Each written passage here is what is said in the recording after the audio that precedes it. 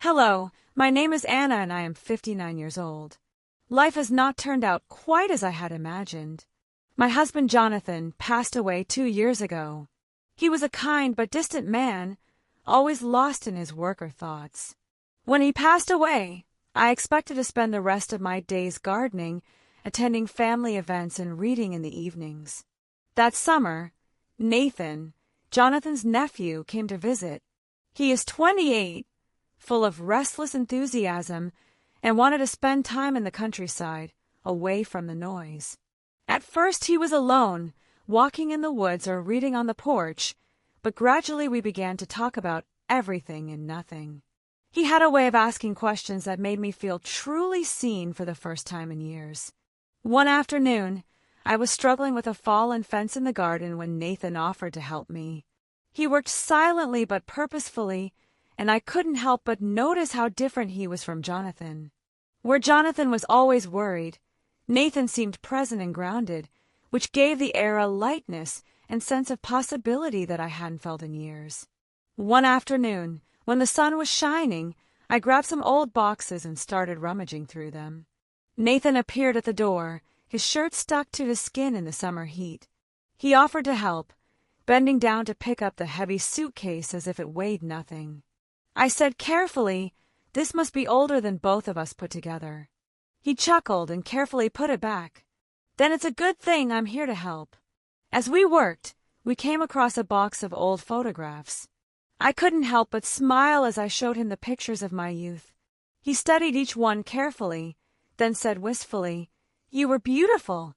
He said quietly, holding up a photograph of me as a child, with my years in mind.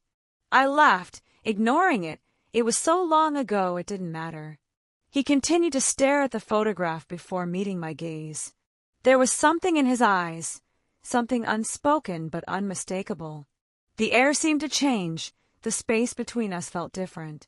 I turned away, focusing on the box in front of me. These old things were just reminders of a life that now seemed so far away. Nathan walked over and said in a quiet voice, "Maybe I shouldn't seem so distant." I froze, unsure of what to say. His words hung in the air, carrying a weight I didn't know how to bear.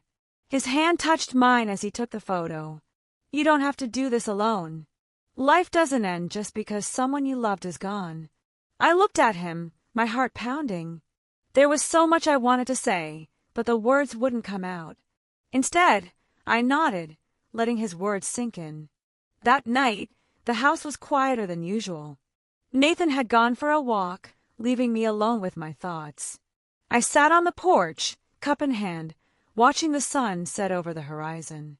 My thoughts kept returning to the attic, to how Nathan's words had awakened something in me. When he returned, his cheeks were flushed from the night air. He sat in front of me, looking thoughtful. "Are you okay?" he asked, breaking the silence. I nodded, though I wasn't sure. "Just thinking about a lot of things." I hesitated, but decided to be honest about not doing this alone. Nathan leaned forward, resting his elbows on his knees. "I didn't mean to overstep," he said softly. "I just see how much you're carrying, and I know what it's like." His words caught me off guard. "Do you want to?" He nodded, his expression serious. "Losing people changes you. It makes you feel like you need to hold it all together alone, but you don't, Anna, you don't have to." Something in his voice, sincere and almost pleading, made me believe him.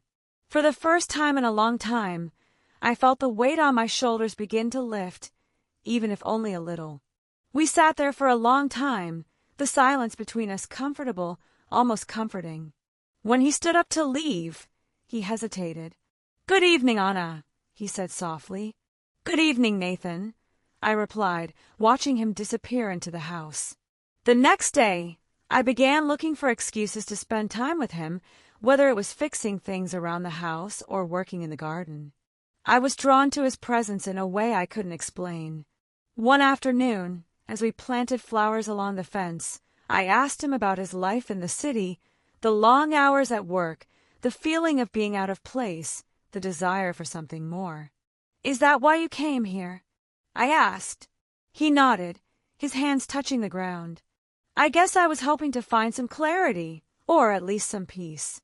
I smiled, knowing full well that I had come to the right place for that. Then he looked at me, his green eyes searching mine. "I have a question," he asked, his voice low.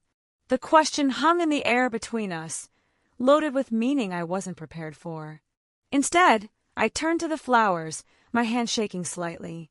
That night, as I prepared dinner, I couldn't shake the feeling that something was changing between us. Nathan sat at the kitchen table, leafing through the old photo album I'd left behind earlier. His fingers moved smoothly across the pages, pausing every now and then to study an image. "Is this your wedding day?" he asked, holding the photograph up in front of the church. I nodded, setting the pan on the stove. "It was a long time ago." "You look happy," he said, though there was something else in his tone, perhaps curiosity or sadness. "Yes," I answered, focusing on the vegetables I was chopping. He closed the album and leaned back in his chair, looking at me. "And now?" he asked. I stopped chopping and turned to him. "And now?" I repeated, unsure of what he meant. His gaze softened, and for a while neither of us spoke. Not a word. The silence was heavy, but not uncomfortable. As the days passed, our conversations deepened. He told me about his childhood, his dreams, and the things that made him feel lost. I shared stories of mine that I hadn't told out loud in years. One night, as we sat on the porch, watching the fireflies dance in the darkness, Nathan turned to me. "Have you ever thought about starting over?" he asked. "Start again," I repeated, unsure what he meant. "Yeah,